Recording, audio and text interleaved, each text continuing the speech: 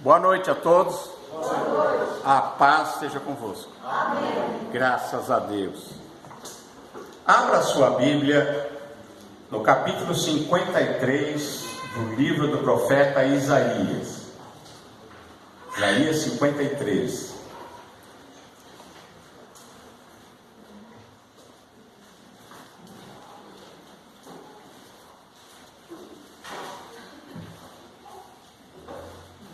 Já está aqui na tela, amém?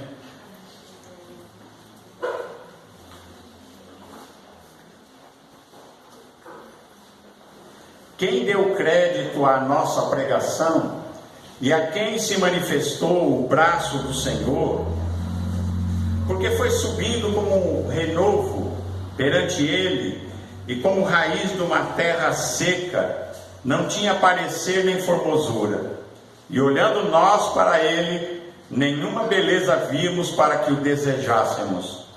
Era desprezado e o mais indigno entre os homens, homem de dores, experimentado nos trabalhos, e como um de quem os homens escondiam o rosto, era desprezado e não fizemos dele caso algum. Verdadeiramente ele tomou sobre si as nossas enfermidades e as nossas dores levou sobre si, e nós o reputamos por aflito, ferido de Deus e oprimido. Mas ele foi ferido pelas nossas transgressões e moído pelas nossas iniquidades. O castigo que nos traz a paz estava sobre ele, e pelas suas pisaduras fomos sarados. Todos nós andávamos desgarrados como ovelhas, cada um se desviava pelo seu caminho, mas o Senhor fez cair sobre ele a iniquidade de nós todos. Ele foi oprimido e não abriu a sua boca. Como um cordeiro foi levado ao matadouro, e como ovelha muda perante os seus tosqueadores, ele não abriu a sua boca. Da opressão e do juízo foi tirado, e quem contará o tempo da sua vida? Portanto foi cortado da terra dos viventes, pela transgressão do meu povo foi ele atingido. E puseram a sua sepultura com os ímpios, e com o rico na sua morte, porquanto nunca fez injustiça, nem houve engano na sua boca. Todavia ao Senhor agradou moê-lo, fazendo enfermar. Quando a sua alma se puser por expiação do pecado, ele verá a sua posteridade, prolongará os dias, e o bom prazer do Senhor prosperará na sua mão. O trabalho da sua alma ele verá, e ficará satisfeito. Com o seu conhecimento, o meu servo, o justo, justificará muitos, porque as iniquidades deles levará sobre si. Pelo que darei a parte de muitos, e com os poderosos repartirá ele o despojo. Porquanto derramou a sua alma na morte, e foi contado com os transgressores, mas ele levou sobre si o pecado de muitos, e pelos transgressores intercede. Até aqui. Senhor nosso Deus e Pai, em nome de Jesus, nós lemos aqui, ó Deus, a Tua palavra. Senhor meu Deus, manifesta, ó Deus, através do Teu Espírito, revela, Senhor, a Tua palavra a cada coração, e que, Senhor, esta palavra possa, Senhor, cruzar fronteiras, chegar longe e atingir, ó Pai, aquele coração, Senhor, que Te busca, seja ele de qualquer nacionalidade. Nós Te pedimos, ó Pai, em nome de Jesus. Amém. Amém. Os irmãos podem se assentar. A palavra de Deus diz, através dos profetas, que o Messias, o Cristo, aquele que viria para salvar o povo dos seus pecados, ele seria rejeitado por Israel. Talvez o maior sinal de que Jesus Cristo é o Messias é a rejeição de Israel, porque esta rejeição de Israel estava profetizada. Nesse texto que nós lemos aqui, parece um texto do primeiro século, um texto do Novo Testamento, mas não é. Esse texto foi escrito 700 anos antes da vinda de Jesus, do nascimento de Jesus. É uma profecia, mas parece que quando você está lendo a respeito do que aconteceu com Jesus, que foi crucificado, que foi rejeitado. O povo de Israel não quis, né?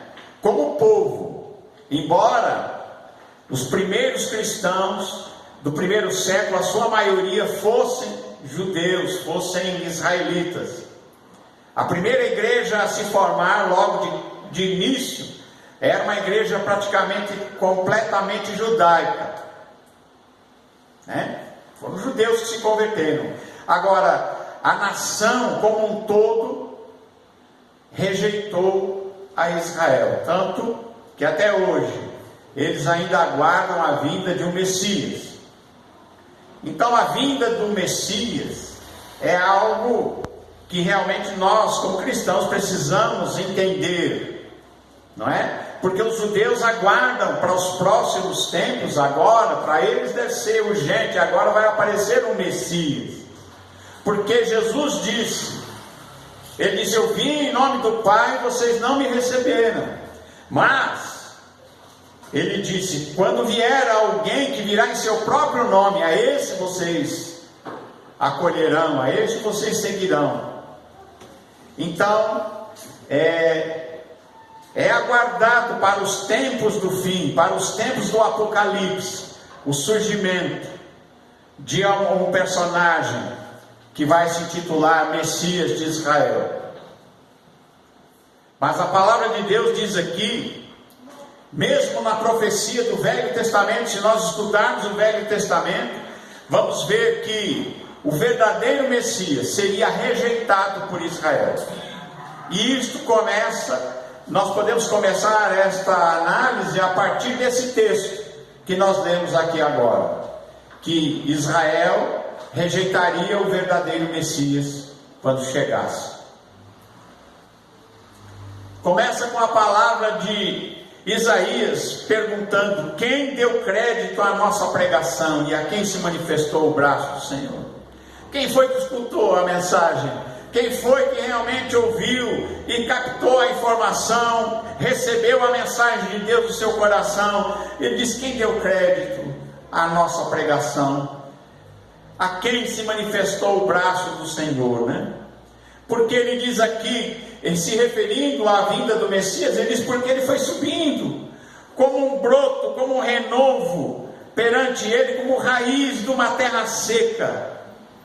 É como um broto nascendo de uma raiz seca, numa terra seca. Ele foi nascendo aquele brotinho. Ele diz aqui um renovo. Ele disse que não tinha parecer nem formosura. Jesus não nasceu nos palácios. Jesus não veio com pompa. Jesus não nasceu entre os nobres. Jesus, ele veio de uma maneira que ele não foi percebido. Quando ele nasceu e quando ele cresceu, muita gente nem percebeu o que estava acontecendo e que o Messias estava entre nós. E ele diz aqui, se referindo ao povo de Israel, ele diz: não tinha parecer nem formosura, olhando nós para ele, nenhuma beleza vimos para que o desejássemos. Eles olharam para Jesus e falaram: não, esse é o filho de Maria, é o filho de José, o carpinteiro, os irmãos dele estão aqui, as irmãs dele estão aqui, vivem entre nós. Como é que ele pode ser alguma coisa? Se nós conhecemos a sua família que está aqui entre nós, como é que ele diz que veio, que é filho de Deus? Então, por isso diz aqui a palavra, né? Olhando para ele, nenhuma beleza víamos para que o desejássemos. Era desprezado. Desprezado por quem? Pelo povo de Israel, pelos religiosos, pelos fariseus, pelos saduceus, pelos sinédrios e pela cúpula religiosa. Ele foi desprezado, eles não queriam saber dele, porque Jesus veio mostrando o erro deles, a hipocrisia. Jesus denunciou a hipocrisia, a falsidade, aquilo que não era verdade, aquilo que parecia ser, mas não era. Então ele veio e profetizou e disse contra estas pessoas, esses líderes. E por isso eles o desprezavam, eles o rejeitavam, né? Era desprezado, mais indigno entre os homens. Diz também que ele era homem de dores e experimentado no trabalho. Jesus trabalhava duro, Jesus trabalhava braçal. Jesus não trabalhava em nenhum escritório, não. Jesus trabalhava lá no pesado, carpinteiro. Nós traduzimos como carpinteiro, mas a sua profissão era construtor. Construtor. Porque o carpinteiro não era só fazer móveis, ele construía as casas. Então Jesus trabalhava no serviço pesado. Então eles olhavam, não, mas esse daí não pode ser. Eles esperavam talvez um príncipe, alguém que viesse da linhagem sacerdotal, ou alguém que fosse nascido num berço de ouro. Mas Jesus não, ele nasceu numa família humilde. Ele nasceu numa família que trabalhava duro, trabalhava pesado. E eles olharam para ele e falaram, não pode ser. Homem de dores, experimentado nos trabalhos. E como de que os homens escondiam o rosto, ele era desprezado. E ele diz aqui, nós não fizemos dele caso algum, a gente não se importou com ele. O que é que o profeta está dizendo? Ele está dizendo como povo. Nós como povo, esse nós não fizemos, é o povo de Israel, o povo para quem ele veio para os seus. Está escrito em 1 João 4,14, que ele veio para os seus e os seus não o receberam. E diz também, mas a todos que o receberam, deu-lhes o poder de serem feitos filhos de Deus, a saber os que creem no seu nome. Ele veio para os seus não o receberam. Então o profeta se inclui aqui, nesse posto. Ele diz, não fizemos dele caso algum, a gente não se importou com ele, a gente não gostou dele, a gente não achou que ele era alguma coisa. Povo de Israel, como povo, embora, como eu disse para vocês, a primeira igreja do primeiro século era praticamente toda judaica. Mas tem duas coisas que estão profetizadas no Velho Testamento, que é a Bíblia judaica, é o Velho Testamento. Era, primeiro, que Israel rejeitaria o Messias. Qualquer um que queira estudar isso e pesquisar na Escritura, vai encontrar a rejeição do povo de Israel quando o Messias viesse. E o segundo sinal é que os gentios, ou seja, as nações, os povos das nações, abririam os braços e receberiam a Jesus, os gregos, os romanos, os estrangeiros, aqueles que não eram povo, aqueles que não tinham direito à promessa, receberam o Messias. Isso está profetizado no Velho Testamento. Isso não está escrito no Novo Testamento, está escrito no Velho, está escrito repetido também no Novo. Nós conhecemos que se a gente ler no Novo, vai achar também no Velho, se procurar referência. Mas então este era um sinal. Nós o desprezamos e nós não fizemos caso algum dele. Mas aqui a palavra de Deus diz verdadeiramente, de verdade, ele tomou sobre si as nossas enfermidades, as nossas dores levou sobre si, e nós o reputamos por aflito, ferido de Deus e oprimido. Quando Jesus foi chegando até João Batista para ser batizado, quando ele passou por João, e João o viu passar, João apontou para ele e disse: eis o Cordeiro de Deus que tira o pecado do mundo. Eis o Cordeiro de Deus. Por que Cordeiro? O Cordeiro era sacrificado. O Cordeiro era sacrificado pelos pecados do povo. O Cordeiro tinha que morrer. pelo pecado do povo. Desde Adão foram feitos sacrifícios dos cordeiros. E este sacrifício dos cordeiros do Antigo Testamento era uma prefiguração, era uma profecia a respeito da vinda do Messias, o verdadeiro Cordeiro, o Cordeiro de Deus que tira o pecado do mundo e que deveria ser morto e ser imolado, ser morto, derramar o seu sangue para perdão dos pecados de todo aquele que nele crê. Então isso também estava profetizado. Eis o Cordeiro de Deus. E diz aqui, ele tomou sobre si as nossas enfermidades, levou as nossas dores, as nossas doenças. Nós achamos que ele foi ferido de Deus, aflito, porque muitos diziam, ele está assim porque ele foi rejeitado de Deus, está aflito, ferido por Deus e oprimido. É assim que Jesus estava na cruz.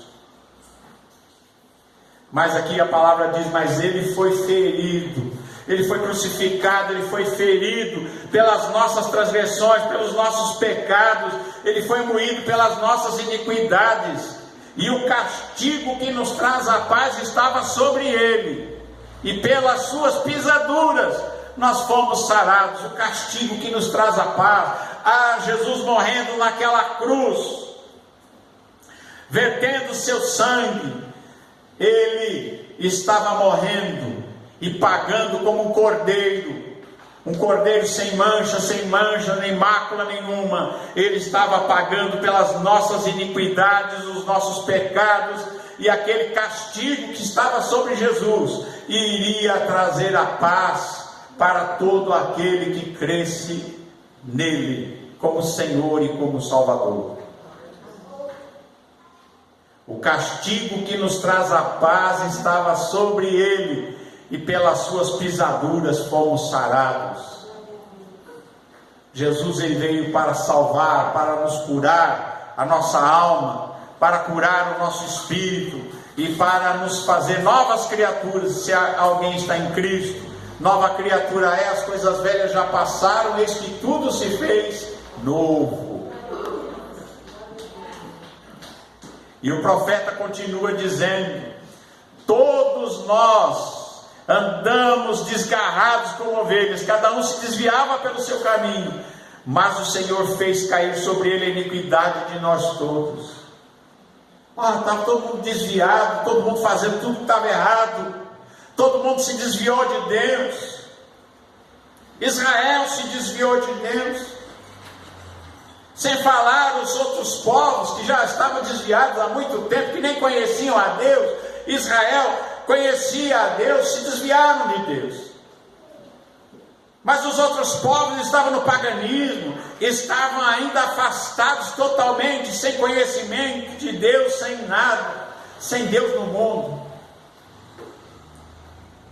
Mas Jesus, conforme a Escritura, descendente da tribo de Judá, filho de Davi,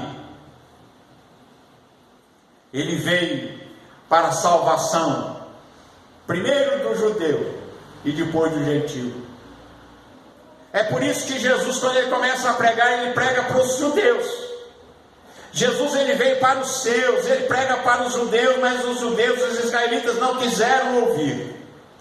Alguns ouviram, não toda a nação, mas a todos que o ouviram, a todos que o receberam, ele deu-lhes o poder de serem feitos filhos de Deus. Então o castigo que caiu sobre ele, nós estávamos desgarrados, desviados, Israel se desviou, o povo, o mundo estava desviado de Deus, mas cada um se desviava pelo seu caminho, mas o Senhor fez que a nossa iniquidade, o nosso pecado caísse sobre ele. O pecado dos homens caiu sobre Jesus, e ele pagou o preço, como cordeiro imolado. Ele foi oprimido, mas não abriu a boca. Ele estava na cruz e ele ficou calado. Ele estava perante os seus algozes e ele ficou calado, como um cordeiro foi levado para o matadouro, e como ovelha muda perante os seus tosqueadores, ele não abriu a boca. Essa era a situação de Jesus ali na cruz. Jesus calado,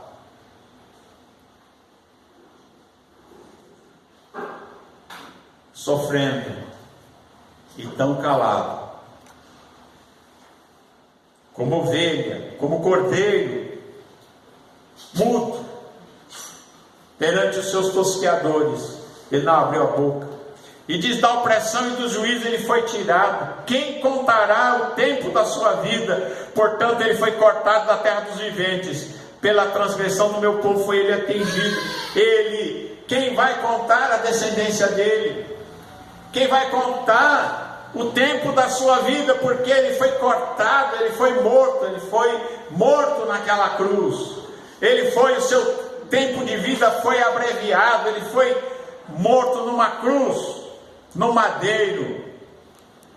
Estava escrito: maldito aquele que foi pendurado no madeiro. E para tirar a nossa maldição, ele se fez maldição por nós. Ele assumiu a nossa maldição, a maldição que estava sobre nós, principalmente nós como povos estrangeiros, alheios à promessa. Ele fez cair a maldição que estava sobre nós, fez cair sobre ele, e pelas suas pisaduras nós fomos sarados. Ele diz aqui: da opressão e do juízo foi tirado. Quem vai contar o tempo da sua vida? Porque ele foi cortado da terra dos viventes. Ele foi atingido pela transgressão do meu povo, disse o profeta.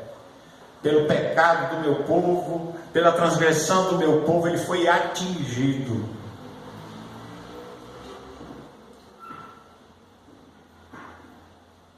Depois que Jesus foi crucificado e morreu naquela cruz, José de Arimateia e Nicodemos foram pedir o corpo de Jesus. E José de Arimateia tinha um túmulo, ele era muito rico, ele tinha um túmulo cavado na rocha, escavado dentro de uma rocha. Era um túmulo cavado em rocha, era uma coisa muito cara de se fazer. Mas José de Arimateia tinha um túmulo. E quando Jesus morreu ali na cruz, José de Arimateia deu esse túmulo a Jesus, para que o seu corpo fosse colocado ali. Então está escrito aqui: e puseram a sua sepultura com os ímpios e com o rico na sua morte, porquanto nunca fez injustiça nem houve engano na sua boca. Foi enterrado numa sepultura de rico. José de Arimateia deu a ele esta sepultura. Ele teve o privilégio de fazer algo para Jesus, e ele fez. Com os seus bens, ele era rico. Ele tinha feito aquela sepultura para ele mesmo. Mas quando ele vê Jesus morto ali naquela cruz, ele que cria em Jesus secretamente, ele vem junto com Nicodemos, que também cria em Jesus secretamente, pedem o corpo de Jesus e o levam até aquela sepultura nova, feita para José de Arimateia, cavada na rocha. Continua dizendo aqui a palavra, diz: todavia o Senhor agradou moê-lo, fazendo enfermar, porque a sua alma, quando a sua alma se puser pela expiação do pecado. Então aqui, está vendo?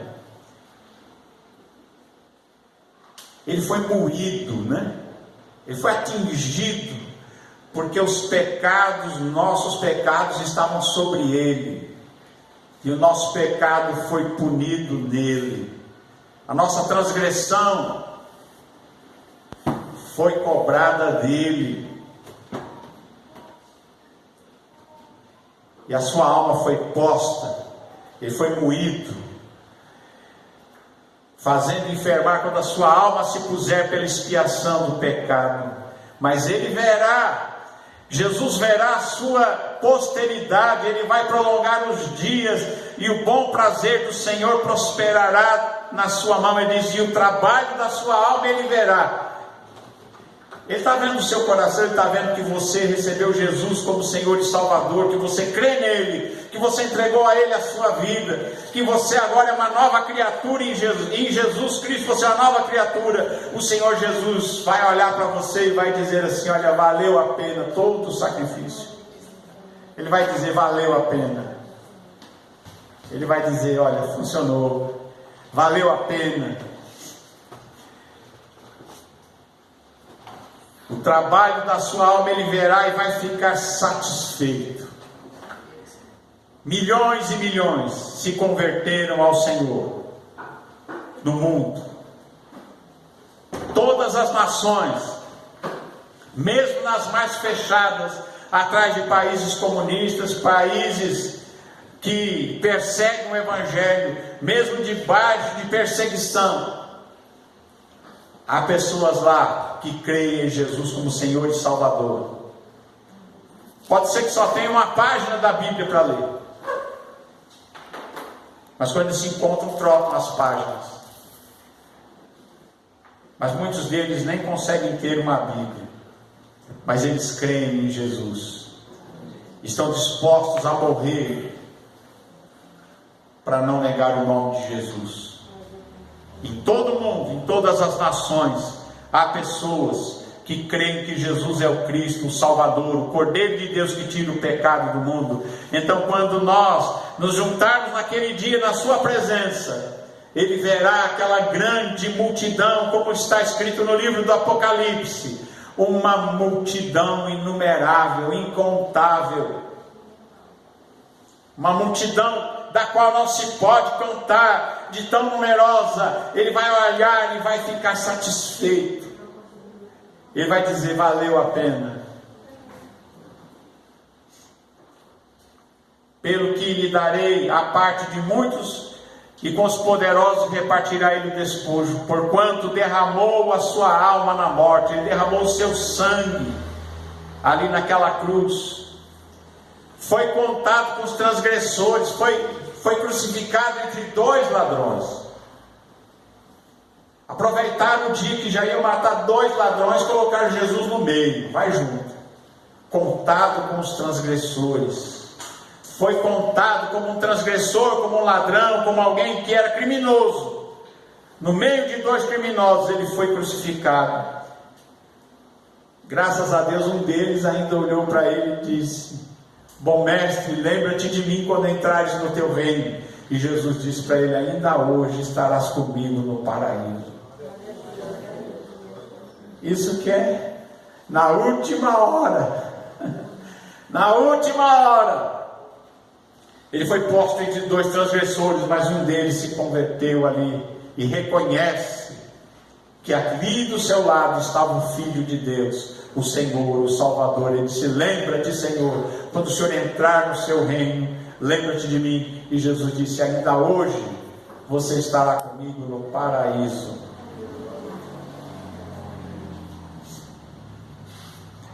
Ele levou sobre si o pecado de muitos, e Ele intercede pelos transgressores, intercede por nós, intercede por mim e por você. Abra sua Bíblia em Zacarias 13, versículo 6. Zacarias é quase perto do Novo Testamento. Tem Zacarias, depois vem Malaquias no Novo Testamento. Então, se você vier no Novo Testamento para trás, você vai passar Malaquias, Zacarias. Zacarias 13, 6.